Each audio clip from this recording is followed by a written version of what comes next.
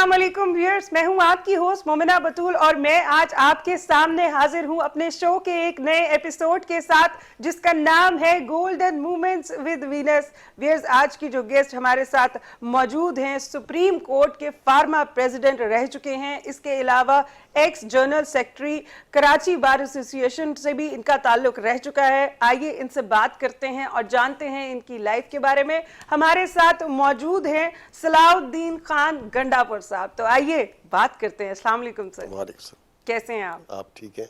सबसे पहले तो मुझे ये बताएं कि इतना सब कुछ आपने, माशाल्लाह से आप रह चुके हैं, इतना सब कुछ आपने किया है, किस तरह से मैनेज करते थे इतनी सारी चीज़ों को? देखिए, ये तो एक इंसान की सोच पे डिपेंड करता है और उस सोच का ताल्लुक जो है वो एक तवील जदोजहद के ज़रिए इंसान की बनती है। सही। और उस तवील जदोजहद में चूँकि तालिब इल्मी के हवाले से मैं नेशनल स्टूडेंट्स फेडरेशन पाकिस्तान का कारकुन से लेके सदर तक आया हूँ, वो भी रह चुके हैं। और इस रास्ते के अंदर ख़ुसूसन जब ज़िया-उल हक़ की मार्शल लॉ लगी तो उस ज़माने में जब लोगों पे पाबंदियां थीं, इंसानी हकूक़ मुअत्तल थे, हर तरफ कोड़े सजाए जाते थे, अच्छा। लोगों पे जुल्म और जबर होता था और एक ऐसी सूरत हाल पैदा कर दी गई थी कि एक फ़र्द की आज़ादी, चाहे ख़वातीन की हो, चाहे बच्चों की हो, चाहे आम आदमी को हो, वो सल्ब कर ली गई। तो ये वक्त था कि वो लोग जो इस मुल्क से मोहब्बत करते हैं और समझते हैं कि इस मुल्क के अंदर फ़र्द की आज़ादी को कभी भी ख़त्म नहीं होना चाहिए, तो NSF के हवाले से हम मैदान में आए। सही। वो हमें मार्शल लॉ के दौरान मुख्तलिफ औकात में 7.5 साल जेल काटनी पड़ी। अच्छा, आप जेल भी जा चुके हैं? अच्छा। और मैं तालिब इल्मों में सबसे पहला तालिब इल्म हूँ जिसको कोड़ों की सज़ा का आर्डर हुआ उस ज़माने में। और ये किस, लेकिन हाई कोर्ट चूँकि उस ज़माने में अभी ये आज़ाद थी। ये किस ईयर की बात कर रहे हैं आप? ये ज़िया-उल हक़ के दौर की बात कर रहे हैं? ज़िया-उल हक़ की दौर की बात 1975 में, ओके। जबकि हर तरफ से कोड़े ही कोड़े होते थे, तो हाई कोर्ट ने वो मेरी सज़ा माफ़ कर दी थी। अच्छा। और कोड़े मुझे नहीं लगे। अच्छा। लेकिन इसके बावजूद मुख्तलिफ टार्चर कैंपों में, जिसमें बदनाम तरीन टार्चर कैंप किला बाला हिसार, अच्छा, मिचनी, वर्सक, ये तमाम टार्चर कैंपों में किस तरह से टॉर्चर किया जाता था वहाँ पे? मेंटली टार्चर भी करते थे, फिजिकल टार्चर भी करते थे। मेंटली टार्चर में यही होता था कि सोने नहीं देते थे। 24 घंटे इन्वेस्टिगेशन की टीमें तब्दील होती थीं, लेकिन हमें बैठ के उनका जवाब देना पड़ता था। ओके, मतलब हर टीम जो आती थी वो आपसे डिफरेंट सवाल करती थी। कमरे में इस किस्म की लाइटिंग कर देते थे कि अगर आप लेटते भी थे तो लाइट आपकी आंखों में पड़ती थी और आपको नींद नहीं आ सकती थी। अल्लाहु अकबर। तो यही वो जेल और ये जदोजहद, इसने मुझे इतना मजबूत बनाया कि मैंने ये सोचा कि अगर ज़िंदगी गुजारनी है तो ज़िंदगी को बामकसद गुजारना चाहिए। सही। और वो मकसद इंसानों के साथ मिलकर उनकी आज़ादी के लिए ही होनी चाहिए। बिल्कुल। तो उसी के अंदर जब ज़िया-उल हक़ की हुकूमत ख़त्म हुई तो हमारे ख़िलाफ़ जितने भी बगावत के मुकदमात बनाए गए थे वो भी ख़त्म हो गए। लेकिन ये जदोजहद हमारी आगे बढ़ती रही।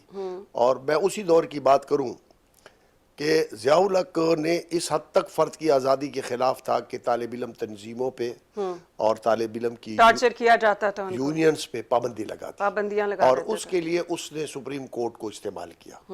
तो एक बड़ी जदोजहद उसके ख़िलाफ़ हुई और वो जदोजहद भी बड़ी कामयाब बुनियादों पे जो चलती रही। उसकी क़यादत भी NSF के साथ के पास रही और मैं ही उस वक्त सदर था। तो आप जैसे चैनल BBC, फ्रांस की रेडियो ने बड़ी हमें उसमें हौसला दिया था और मीडिया ने बहुत बड़ा किरदार अदा किया। और उस में हमारे इंटरव्यू नशर करना और हमारे ऊपर जो तशद्दुद होता था उस तशद्दुद के ऊपर बात करना। आपको किस टॉर्चर सेल में रखा गया था, मतलब फिजिकली या फिर मेंटली? मुझे सबसे पहले उन्होंने वर्सक के टार्चर कैंप में रखा। अच्छा। ये भी मिलिट्री का टार्चर कैंप है। एक मिचनी में है, پشاور میں اس میں رکھا گیا. پھر مجھے جو ہے نا وہ لے آئے قلعہ بالا حصار میں. نہیں تو اس وقت کیا لگتا تھا آپ کو؟ ڈر نہیں لگتا تھا کہ پتہ نہیں میں واپس جاؤں گا یا نہیں جاؤں گا؟ کیا پہلا خیال آتا میں تھا؟ صرف ایک ہی بات کرتا ہوں کہ میرے سامنے ایک ہی بات تھی ہاں کہ اگر میری لاش بھی یہاں سے نکلے گی تو ایک تحریک جنم لے گی. اوکے. تو میرا مقصد اس سے بھی پورا ہو جائے گا. اور اس سے میرا جذبہ اتنا بڑا ہوا تھا کہ مجھے نہ ٹارچر کی پرواہ ہوتی تھی اور نہ مجھے یہ خوف تھا کہ جانے کہ میں اگر مار دیا جاؤں گا تو پھر کیا ہوگا. میرے ذہن میں ایک بات تھی کہ میں اس ملک کی آزادی، خود مختاری اور فرد کی آزادی کے لیے لڑ رہا ہوں تاکہ جمہوری حقوق بحال ہوں. تو اس کے لیے ظاہر ہے مجاہدانہ کردار بہت سے لوگوں نے ادا کیا ہوا ہے، بالکل. جس میں حسن ناصر کا نام میں لیتا ہوں جس کو شاہی قلعے میں مار دیا گیا. اچھا. لیکن یہ کہ اگر اس جدوجہد میں لوگ خوفزدہ ہو جائیں تو پھر ملک میں اگر آج جمہوریت موجود ہے یا آئین کی حکمرانی موجود ہے تو پھر یہ موجود نہیں ہوتی. یہ بھی ٹرکی اور مختلف ممالک کی طرح جو ہے نا کسی بھی انارکسسٹ لوگوں کے ہاتھ میں رہتا. بالکل جی. پاکستان ایک اسلامی جمہوریہ پاکستان ہمارا ملک ہے اور یہاں پہ فرد کی آزادی جو ہے وہ آج اگر ہم واقعی میں بیٹھے ہیں تو اس میں ہمارے جو بزرگ ہیں، جو پچھلے لوگ ہیں، ان کی بڑی قربانیاں ہیں. ان کی وجہ سے آج ہم، آپ جیسے لوگوں کی وجہ سے ہم آزاد گھوم رہے ہیں، ہم اپنے خیالات کا اظہار کر سکتے ہیں.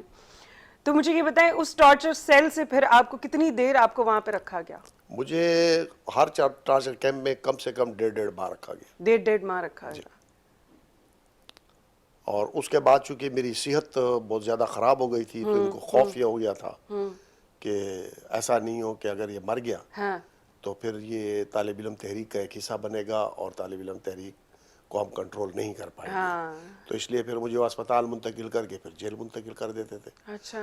تو اس پورے پیریڈ میں میں نے 7.5 سال جیل مختلف اوقات میں کاٹی ہے اور پاکستان کی نامور بدنام ترین جیلوں کا قیدی رہا ہوں. اوکے. تو یہی وہ وجوہات تھیں کہ جس نے مجھے مجبور کیا کہ مجھے اب کیا کرنا چاہیے. تو گو میں نے کامرس میں ایم کام کیا تھا. اچھا. جو میرا ذہن جو ہے وہ اسی فیلڈ کی طرف تھا. لیکن پھر ان چیزوں نے مجبور کیا کہ مجھے قانون کی تعلیم حاصل کرنی چاہیے. صحیح. اور لوگوں کو انصاف دلانا چاہیے. صحیح. تو میں نے قانون کی تعلیم کا راستہ اختیار کیا اور میں نے LLB کیا, LLM کیا. کتنا عرصہ ہو گیا ہے آپ کو ماشاء اللہ سے؟ مجھے وکالت کے پیشے میں کم سے کم 35 سال ہو گئے. 35 سال. It's a huge number you know. اور آپ کی آنکھوں نے آبویسلی بہت کچھ دیکھا ہوگا، بہت کچھ چینج بھی ہوتے ہوئے دیکھا.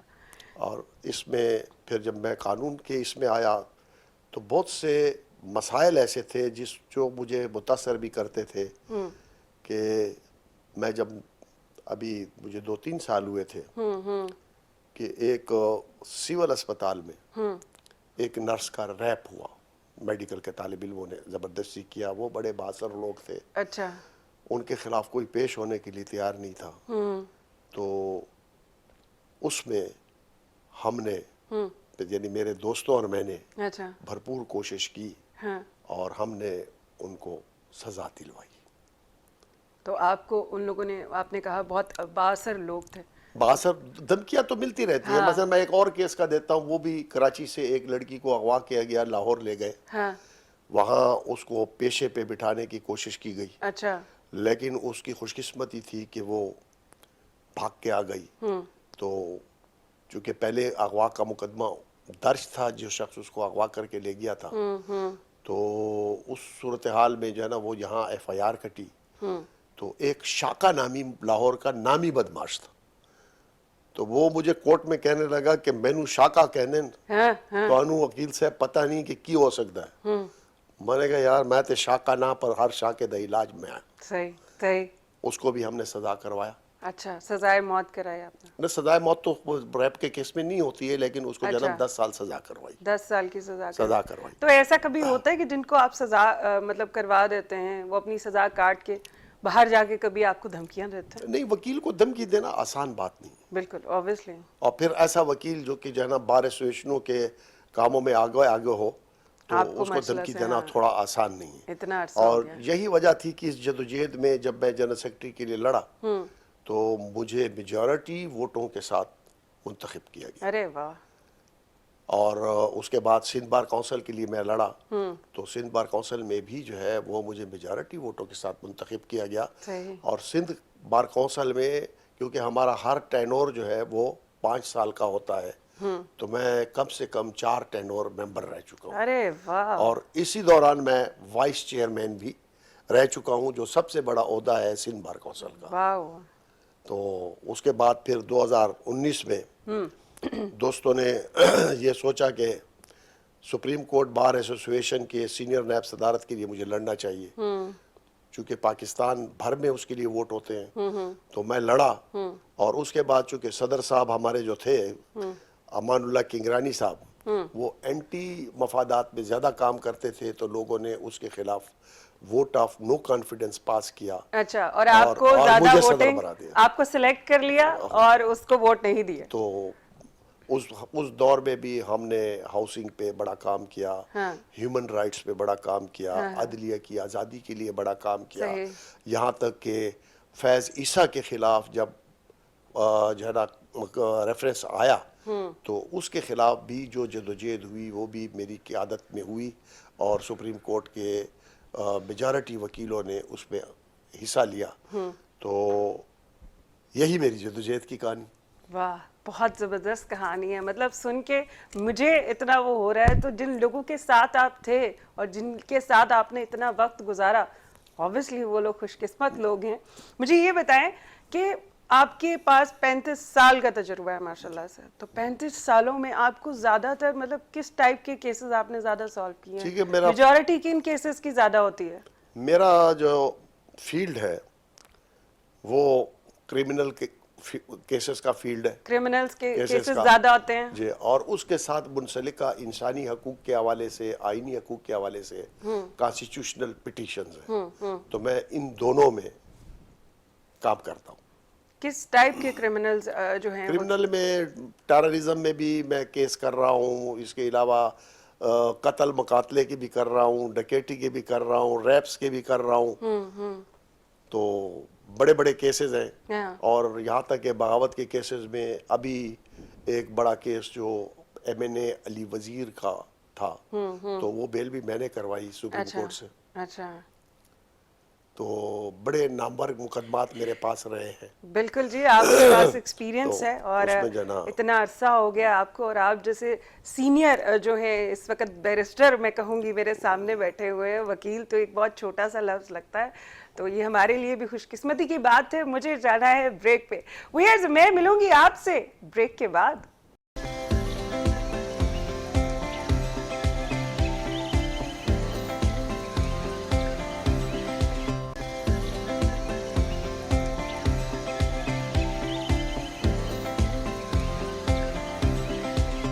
Welcome back viewers. ہم آ گئے ہیں بریک سے واپس اور اس وقت ہم بات کر رہے ہیں، ہمارے ساتھ بیٹھے ہیں صلاح الدین خان گنڈاپور صاحب. اور سر بڑا اچھا لگ رہا ہے آپ سے بات کر کے.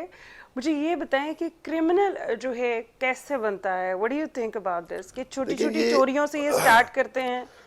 دیکھیں کسی ماں کے پیٹ سے تو کوئی شخص بھی کرمنل پیدا نہیں ہوتا. بالکل بالکل. یہ سوسائٹی ہوتی ہے جو اس کو کرائم پہ مجبور کرتی ہے. اس میں 2 باتیں ہیں، ایک اقتصادی ناہمواری اور دوسری بات ماحول. اگر اس کا ماحول جو ہے نا ٹھیک نہیں ہوتا تو وہ بھی کرمنل بن جاتا ہے. صحیح.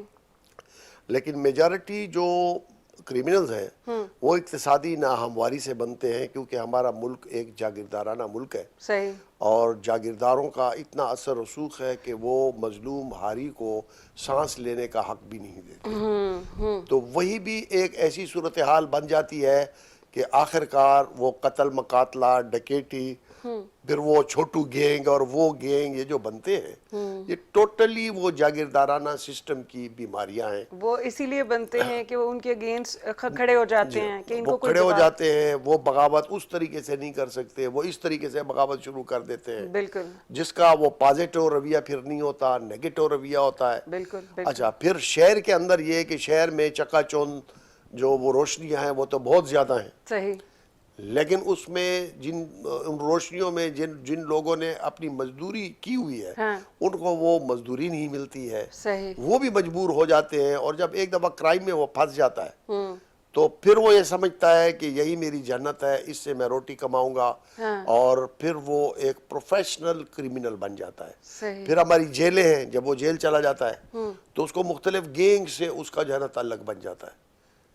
یعنی کہ جیلیں بھی جو ہیں بالکل وہ سیکیور وہ نہیں ہیں. کرمنلز کی پرورش کرتی ہیں, اوکے. وہ ان کی تعمیر نہیں کرتی ہیں کہ وہ جو ہے نا جب باہر آئے تو ایک کامیاب انسان بنے, بلکہ وہاں پہ جو ماحول پیدا کیا ہوا ہے کہ جتنے بھی بڑے بڑے گینگز ہیں کرمنلز کے, وہ وہاں پہ موجود ہوتے ہیں, وہی پھر ان کو مانیٹر کرتے ہیں, صحیح. وہی ان کے لیے جو ہے نا پھر وکیل بھی انگیج کرتے ہیں, وہی ان کے لیے جو ہے نا وہ کوشش کرتے ہیں, گواہوں کو بھی دھمکی دیتے ہیں. تو یہ جو ہماری سوسائٹی میں ہے, ہماری سوسائٹی کے مسائل ہی کرمنل ان کو بناتا ہے. لیکن کیا ایسا نہیں ہے سر کہ میں نے مطلب میرے شو میں پہلے بھی آئی تھی ایک محترمہ, تو وہ جیل خانہ جات کی ہیڈ تھی, تو وہ مجھے یہی بتا رہی تھی کہ جیلوں کا ماحول اب بہت بہتر ہو گیا ہے, لوگوں کو کام سکھایا جاتا ہے تاکہ وہ باہر جا کے اپنی ایک نئی زندگی شروع کر سکیں. کیا اس طرح کا ماحول نہیں ہے وہاں؟ نہیں, یہ مسئلہ یہ نا کہ وہ جیل کا جو نا اگر آدمی ہوگا وہ تو کہے گا کہ جیل سے بڑی جنت کوئی نہیں ہے. ہاں ہاں. اس وقت اگر ہم کراچی جیل کی مثال لے لیں, جہاں پہ 10,000 سے زیادہ قیدی ہیں, جیل ٹوٹل 2,000 قیدیوں کے لیے بنائی گئی تھی, تو آپ 10,000 کی ٹریننگ کہاں سے کریں گے, 10,000 کی جو ہے نا کس طریقے سے ان کو انسانی سے رکھیں گے. جیل کی کرپشن کی تو یہ حالت ہے کہ قیدی جب دروازے پہ جاتا ہے تو وہیں سے اگر پیسے دے سکتا ہے تو اندر آرام سے جاتا ہے, پیسے نہیں دے سکتا تو مار پیٹ سے اندر جاتا ہے, اور اندر اگر پیسے نہیں دیتا تو اس کو کھانے کے لیے بھی مسئلہ ہو جاتا ہے. وہاں پہ یہاں تک کہ سونے کی جو جگہ ہے وہ بھی بکتی ہے. اوکے, مطلب ایک ایک چیز آپ پیسے دو, اٹس لائک آپ کسی بھی ہوٹل جاؤ تو آپ ہوٹل میں جو پے کرو گے آپ کو اس طرح کی جو ہے سروسز مل جائیں گی. It's like that. اب جیل کے اندر جب یہ ماحول ہوگا تو کس چیز کی وہ ٹریننگ کر رہے ہیں؟ وہ چونکہ خاتون جیل کی ہوگی تو خاتون جیل میں وہ چونکہ وہاں پہ کام ہے, لیڈیز کو سکھایا جاتا ہے. مجھے انہوں نے بتایا تھا کہ مطلب سلائی وہ کڑھائی خاتون جیل میں بالکل ہے, اس کے اندر جو ہے نا چونکہ خواتین کم ہوتی ہیں اور ان کو پرورش کی جاتی ہے. مجھے یہ بتائیں 35 ایئرز میں آپ کا کوئی ایسا کیس جو آپ کا ناقابل فراموش ہو, انفرگیٹیبل, کوئی ایسا کیس ہے جو آپ کبھی نہ بھولیں ہو؟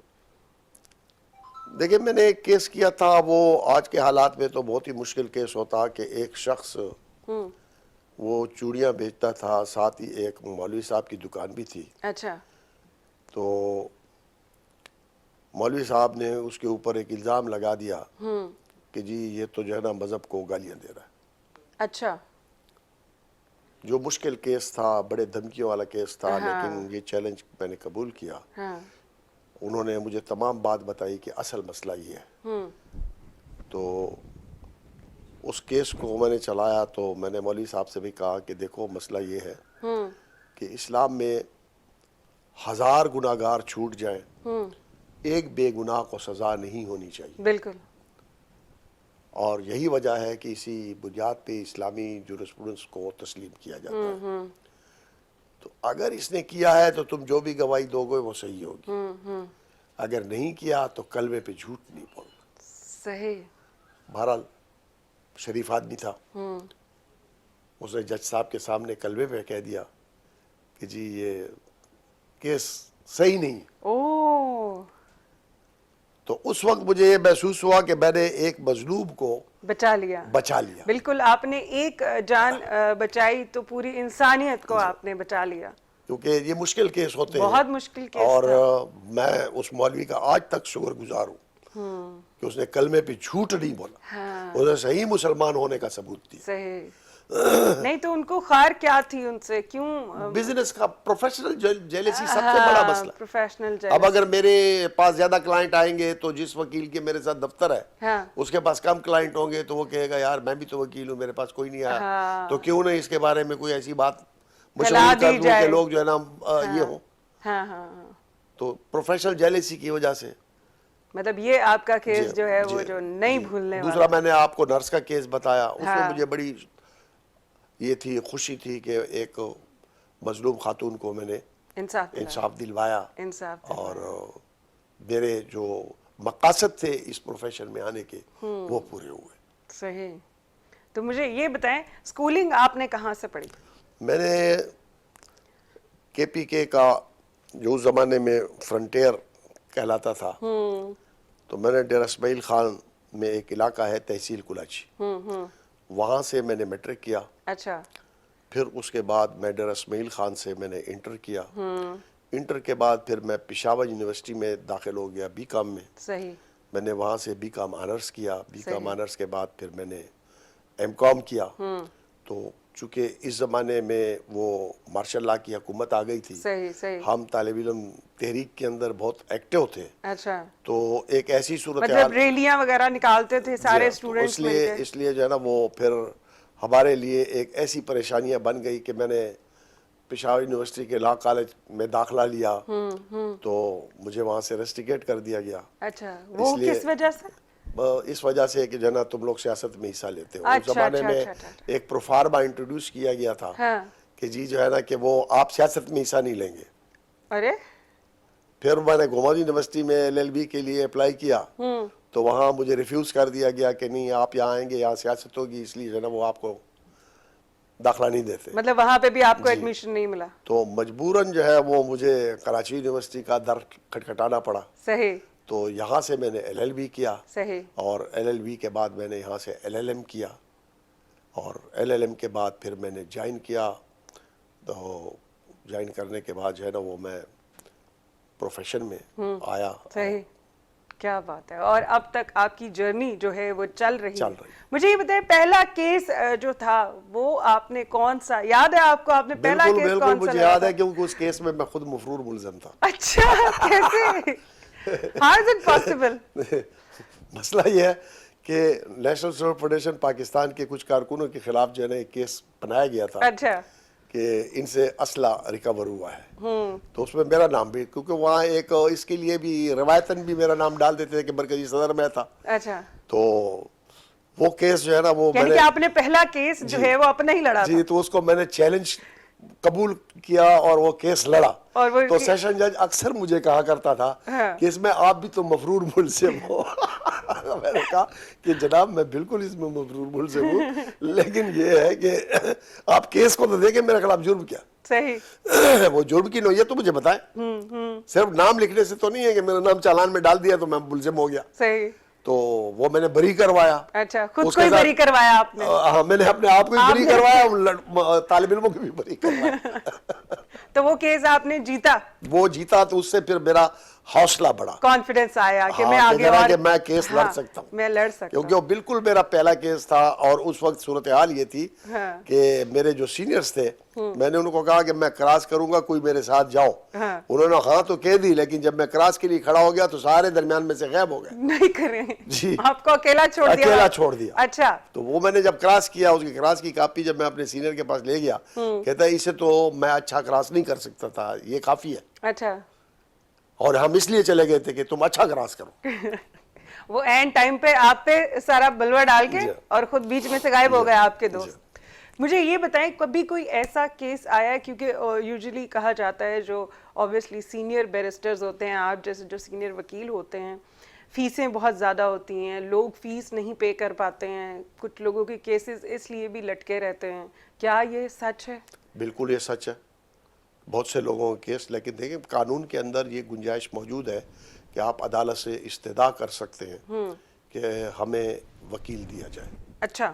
تو اسٹیٹ کے ایکسپینسز پہ ان کو وکیل دیا جاتا ہے.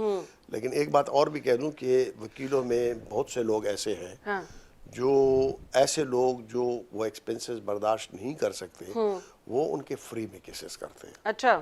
اور ان فری کے کیسز میں جتنی دلچسپی لیتے ہیں اتنا وہ اپنے کیسز میں نہیں لیتے، تاکہ اس کے اندر یہ پیدا نہیں ہو کہ میرا فری کا کیس ہے اس لیے وکیل صاحب آج آیا نہیں ہے. اوکے. کیونکہ جو اس طرح کے کیسز ہوتے ہیں اس کو زیادہ ٹائم دیتے ہیں. جی. تاکہ جو نا اس کا کانفیڈنس ہو کہ جو نا کہ یہ جو فری کا مقدمہ ہو رہا ہے تو یہ اس کو بھی اتنا ہی امپارٹنٹ سمجھتا ہے. بالکل. تو ابھی تک جو ہے آپ نے کتنے کیسز لڑ لیے ہوں گے 35 سالوں میں؟ 35 سالوں میں ہزاروں سے زیادہ. ہزاروں سے زیادہ. کون سے کیس کوئی ایسا ہے کہ جو آپ کو یاد رہے کہ بھائی میں نے یہ کام میں نے اللہ کے لیے کیا؟ میرے پاس بہت سے کیسز ہیں. اب وہ اپنے آپ کو ایڈمائر کرنا اچھی بات نہیں ہے. کبھی کبھی کرنا چاہیے. میرے कंपनी के अंदर जो है हमने एक पूरा सेल बनाया हुआ है कि जो मजलूम लोग आते हैं तो उनके मुकदमात जो है ना हम फ्री में लड़ते हैं, बल्कि सही। उनके चार्जेस भी जेब से लगाते सही। हैं। बल्कि जब ये जो सरकारी तौर पे अपॉइंट करते हैं तो अगर मुझे कहते हैं कि भाई ये केस भी आप लड़ लें तो मैं कहता हूँ नहीं, मुझे अपॉइंट नहीं करो, मैं वकालतनामे पे फ्री में लड़ूंगा। सही। तो मतलब आप उनको भी उतनी तवज्जो से लड़ते उतनी हैं। तवज्जो से। कई केसेस हैं जिनको मैंने बरी करवाया उसमें। हाँ हाँ। तो ऐसा कभी हुआ है कि आपको अगला जो है बंदा आके आपको कोई ऑफर कराए कि आप ये पैसे ले लो और ये केस नहीं, छोड़ ये दो? तो खैर इस माहौल में रहता है, लेकिन ये आपका करेक्टर है कि आप कितना जो है ना उस पर स्टैंड करते हाँ, नहीं मतलब कभी आपको इस तरह की ऑफर्स आती हैं। हैं? आती है, तो उस जब वक्त ऐसे आपका मुकदमात होते हैं तो बिल्कुल आते हैं।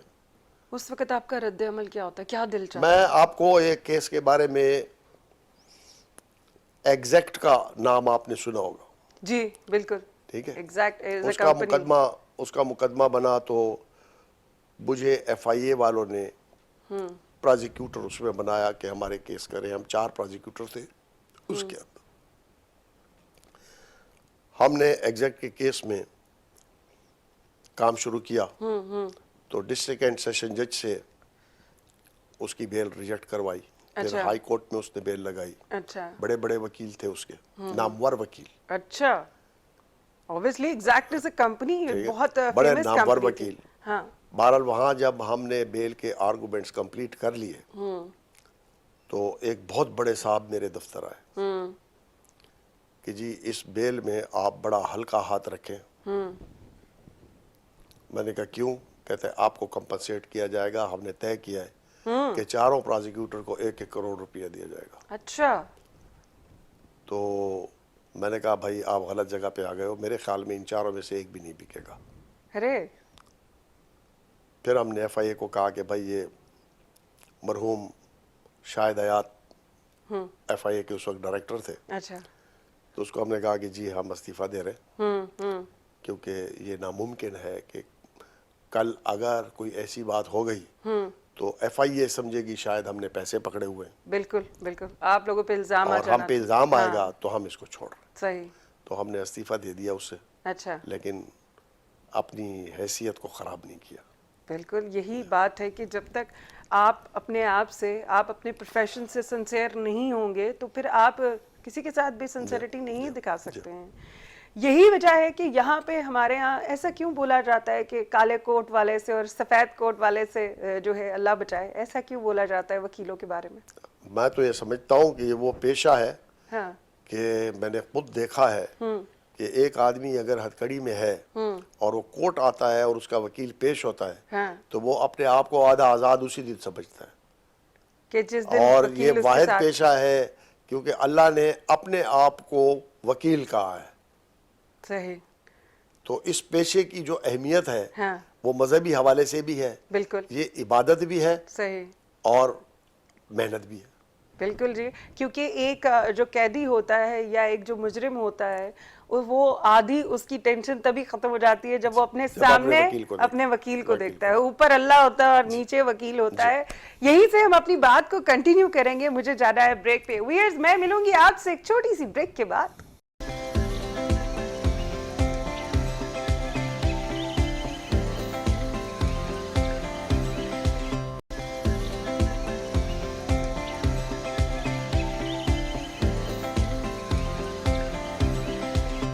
वेलकम बैक व्यूअर्स, हम आ गए हैं ब्रेक से वापस और वकील साहब के साथ बड़ी अच्छी और बड़ी मजे मजे की चिट चैट चल रही है। सर, अब थोड़ा सा हम शो को करते हैं नॉर्मलाइज और आते हैं थोड़ा आपकी पर्सनल लाइफ की तरफ। जी जी जी।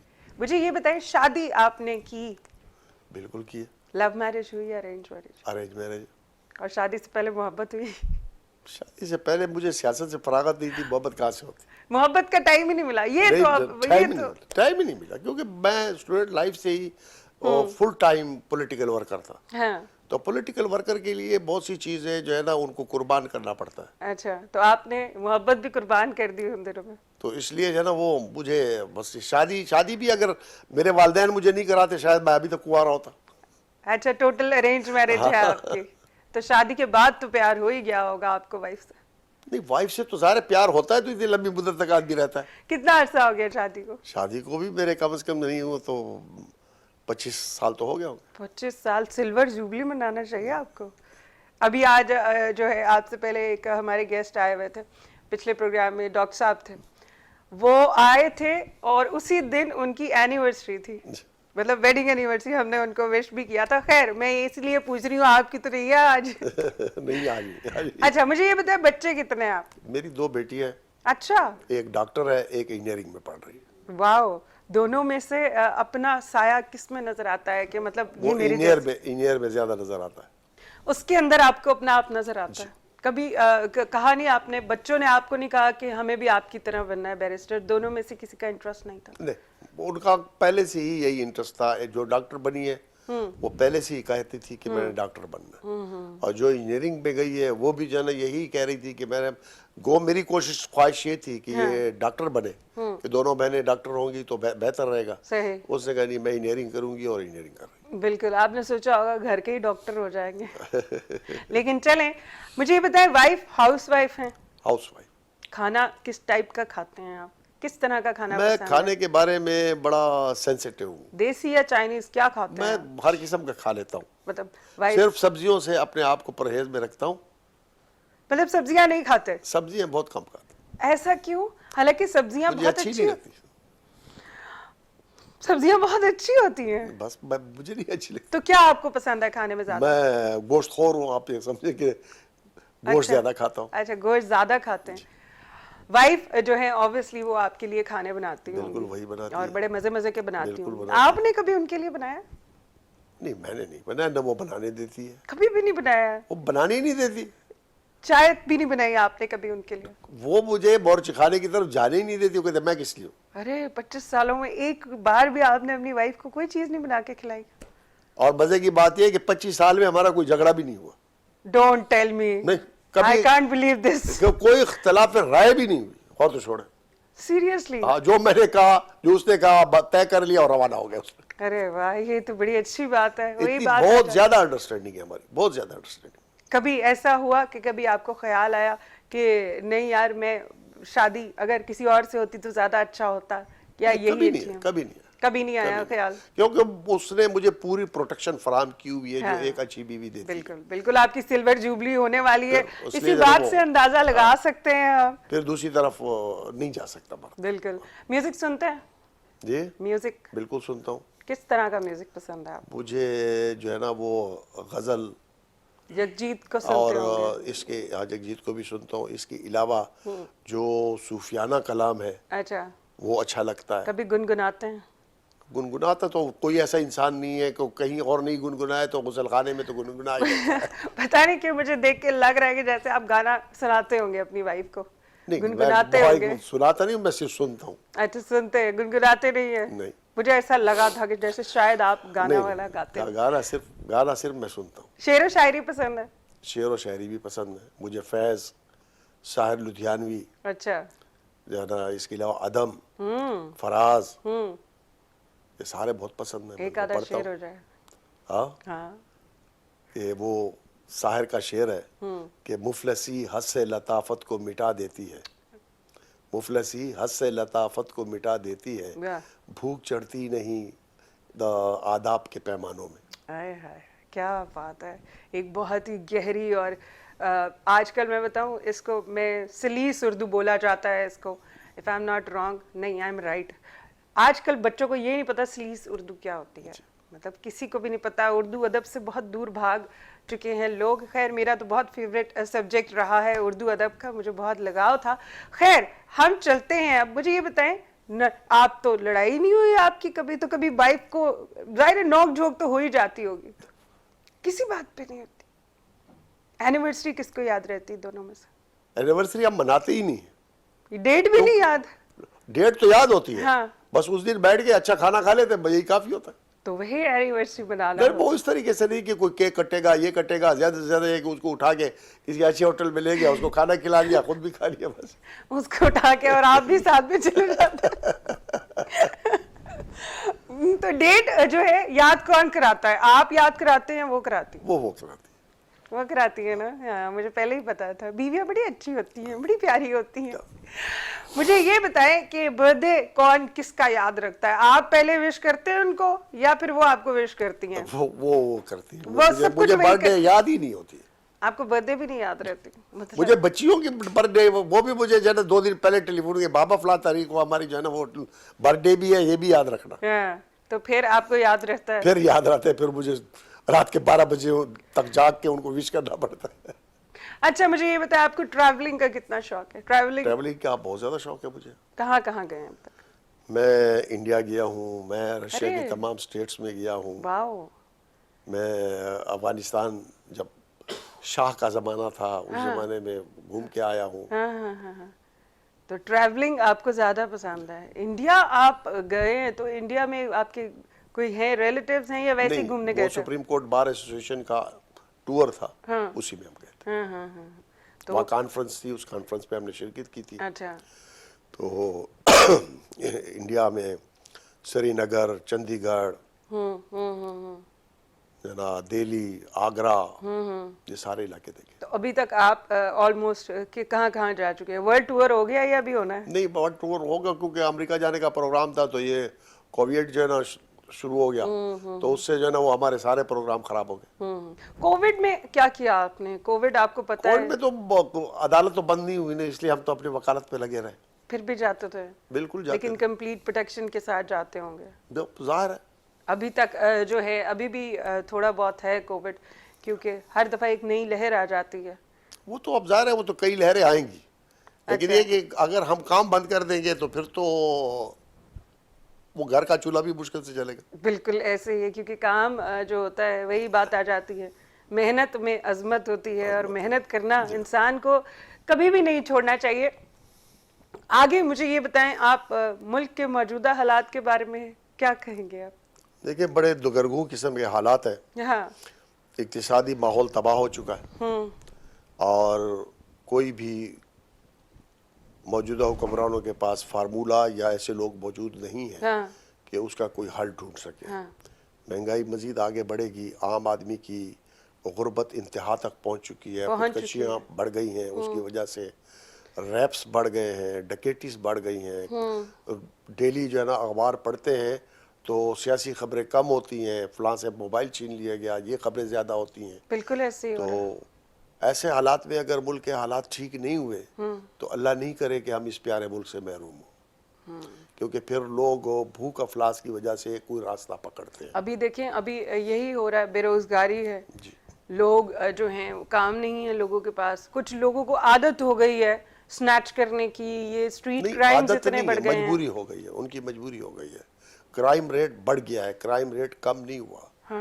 کرائم ریٹ دن بدن بڑھ رہا ہے, اور کرائم ریٹ بڑھنے میں ہمارے تفتیشی اداروں اور پولیس کا بھی ہاتھ ہے کہ وہ بھی اس کو کنٹرول نہیں کر پاتے. لیکن کرائم کی جو اصل ماں ہے وہ بھوک ہے, افلاس ہے, بے روزگاری ہے, لا قانونیت ہے. اگر ان چیزوں پہ کنٹرول نہیں کیا جا سکے, اب جس ملک میں لوگوں کو چولہا جلانے کے لیے گیس نہ ملے, ڈالر روزانہ آگے بڑھتا رہو, پیٹرول کی قیمت پہ حکومت چلائی جائے, روزانہ رات کو آئی ایم ایف سے قرض لیا جائے اور ایک دن گزارا جائے, تو ایسے حالات کے اندر کرائم نہیں بڑھے گا تو کیا بڑھے گا؟ وہ تو کرائم ہی بڑھے گا. تو آپ کو کیا لگتا ہے موجودہ حکومت جو ہے وہ ان حالات کی ذمہ دار ہے؟ دیکھیں مسئلہ یہ تو ہمارا اقتصادی سسٹم چاہے کوئی بھی آئے گا, چہرہ کوئی بھی تبدیل کر لے, جب تک اقتصادی سسٹم ہمارا بین الاقوامی سرمایہ داری سے وابستہ ہوگا تو ہم ترقی نہیں کر سکتے. بالکل. وہ چونکہ بین الاقوامی ایجنڈا یہی ہے کہ ہمیں صرف کالونی رکھنا چاہتے ہیں, اور اس کالونی سے جو ہے نا وہ لوٹ کھسوٹ کرتے ہیں. آنے والے دنوں میں آپ کو لگتا ہے کہ خان صاحب کی جو حکومت ہے ان کو اس کو رہنا چاہیے یا پھر اس کو چلے جانا چاہیے؟ What do you think about that? دیکھیں میرے خیال میں اگر وہ عزتدار آدمی ہے تو چلے جانا چاہیے. اچھا, آپ بھی یہی کہہ رہے ہیں, لیکن کیونکہ اس کے بس میں حالات نہیں ہیں. خوف سے حکومتیں نہیں چلائی جاتی, انصاف اور عدل سے چلائی جاتی ہیں. انصاف اور عدل اس کے پاس نہیں ہے. عام آدمی بہت پریشان ہو گیا, بہت زیادہ پریشان ہو گیا, بھوک واقعی بہت زیادہ. اور پھر کسی بھوکے کو یہ کہہ دینا کہ آپ جو ہے نا بس اگلے 5 سال بڑے اچھے ہوں گے, ابھی یعنی گھبرانا کہ نہیں. تمہارے مرنے کے بعد ضرور جو ہے نا حالات ٹھیک ہو جائیں گے. ہاں ابھی آپ نے گھبرانا نہیں ہے، ان کا ایک جملہ ہے. خیر اللہ کرے ہمارے ملک کو اللہ حامی و ناصر ہو. اور پاکستان کا مطلب ہے لا الہ الا اللہ، تو پاکستان اتنی جلدی نہیں مٹنے والا ہے میرے خیال میں. دیکھیں لا الہ میں جو ہے نا وہ بنگلہ دیش بھی شامل تھا.